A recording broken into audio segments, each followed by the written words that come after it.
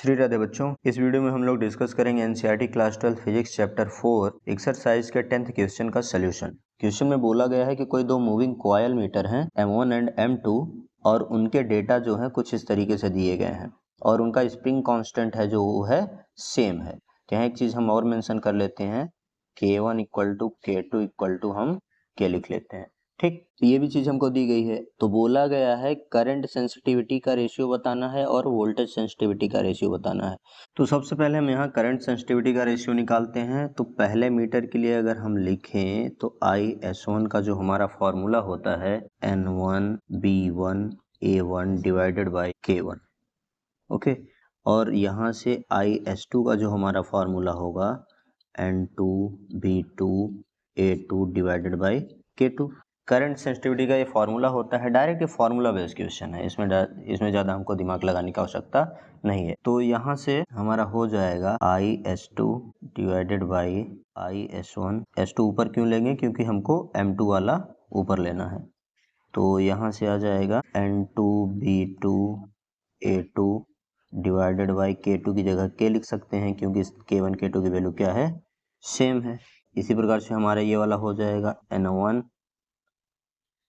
B1 A1 divided by K। तो यहाँ से आ जाएगा IS2 divided by IS1 is equal to N2B A2 divided by N1 B1 A1। हम लोग क्या करते हैं कि सारी वैल्यूज उठा करके यहाँ पे रख देते हैं। N2 की वैल्यू हमको दी है 42 और हमें दिया गया है A2 की वैल्यू 1.8 इंटू 10⁻³ और B2 की वैल्यू हमको दिया गया है 0.50 टेस्ला। अब यहाँ से N1 की वैल्यू हमको कितना दिया गया है 30, ये डायरेक्ट हमको डेटा में गिवन है। ओके, A1 की वैल्यू है हमारी 3.6 इंटू 10⁻³ इंटू B1 की वैल्यू है हमारी 0.25। अब इसको हम क्या करते हैं, सिंप्लीफाई कर लेते हैं। 10⁻³ से 10⁻³ हमारा क्या हो जाएगा, कैंसल हो जाएगा। ओके, 6 5 जा 30, 6 7 जा 42, ये कट गया हमारा। यहाँ से हम 6 से काटेंगे तो ये हमारा 3 हो जाएगा और ये हमारा 6 हो जाएगा। 1.8 3.6 कटेगा तो इतना आएगा ना। 1.8 को हम 18 लिख सकते हैं और इसको 36 लिख सकते हैं। इसको यहाँ से काटेंगे 6 से तो 3/6, फर्दर फिर कटेगा तो ये 2 हो जाएगा। 0.25 और 0.5 को हम काटेंगे तो यहाँ से हमारा आ जाएगा 2, ये 2 से ये 2 कट गया। ओके, सब कट गए, क्या बचा 7/5। इसको डिवाइड करेंगे तो 1.4 आ जाएगा। तो पहला रेशियो हमारा IS2 डिवाइडेड बाई IS1 कितना आ गया, 1.4। अब हम वोल्टेज सेंसिटिविटी का रेशियो निकाल लेते हैं। तो वोल्टेज सेंसिटिविटी का सिंपल सा फार्मूला क्या होता है, VS1 हम अगर निकालें, बस इसमें क्या होता है R से डिवाइड कर देते हैं। तो N1 A1 B1 divided by K R1 हो जाएगा, है ना। K दोनों के लिए सेम होगा क्योंकि आइडेंटिकल बोला है। VS2 हम यहाँ से निकालें तो हमारा हो जाएगा N2 A2 B2 divided by K R2।